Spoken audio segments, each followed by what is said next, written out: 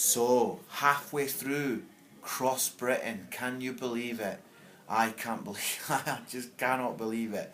We've done 350 miles and obviously we've still got that to go as well, but we've done 15 shows and we've obviously got another 15 to go, but basically it's been an amazing trip. I wanted to tell you about like three of the guys that I've met. Cross Britain has been all about salvation. It's been all about leaving a trail of souls in the shape of a cross. And so three people that have kind of been on this little journey with me. When we went to Brighton and started, and we did the first show in Brighton on the Sunday night, and a guy got saved called Simon, and then he basically came to Brighton Pier on Monday morning and waved me off to see me off on this incredible mission. Can you believe how much that touched me? That somebody who's just hours old as a Christian is waving me off to Cross Britain. Phenomenal. And then when we got to the outskirts of Nottingham, there's a guy called Wes that wanted to walk with me into the centre of Nottingham. And he had become a Christian 6 months ago. He got saved 6 months ago at a show that I did called Could Do Better in his church.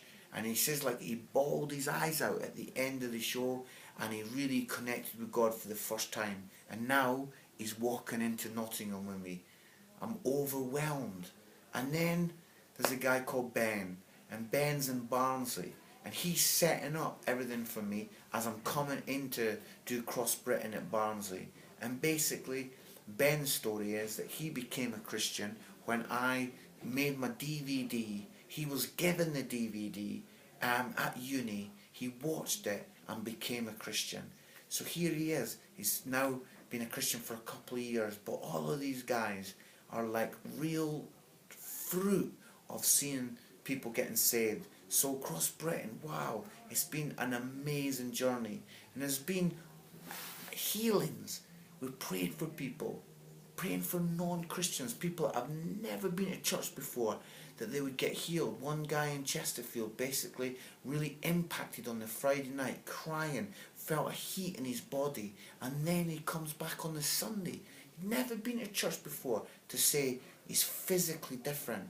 And we're believing for more healings. And please pray for me that we see more healings as we put the cross in front of people.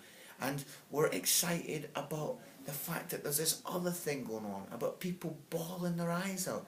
You know, the humour's been flowing and we've been enjoying the stories, but the truth is, guys, unchurched people have been coming, and the theme of Cross Britain is that they've been bawling their eyes out at the end, crying at the cross, getting rid of their stuff at the cross.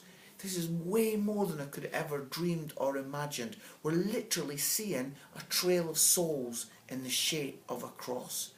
And so finally, I wanted to tell you about a couple of little threads that are going through Cross Britain. One of them is kind of like the whole business of like the white van driver just stopping, screeching to a halt and asking us, "What you doing, mate? What you carrying a cross about?" And 98% of the responses about the cross has been mega positive. And I was so excited on the outskirts kind of Mansfield, round about that area, when a group of teenagers came up to us and chatted to us about the cross. We told them what it was, and they said, "Can we, out here right now, write our rubbish on the post-it notes and put it inside the cross?" And we did, and we have a prayer.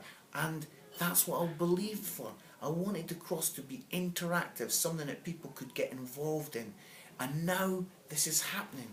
And people are doing it outside, they're doing it at events.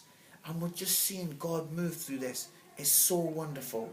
And finally, just kind of the whole wonderful excitement of seeing people touched by God, and the floods of people that are being impacted by this message of the cross. The post-it notes are filling up as people are putting their rubbish in the cross. Cross Britain so far has been way beyond my dreams and imaginations, but I really ask you to pray that we see more of this, more healings, more wonderful stuff. Please keep praying. We're at the halfway point. My blisters are toughening up. My feet are doing good. Thanks for all your prayers. I'm going to keep on going, and that finishing line up to Edinburgh, then across right to Hull, the finishing line is beckoning, and I really bless you for praying for me. Thanks, guys.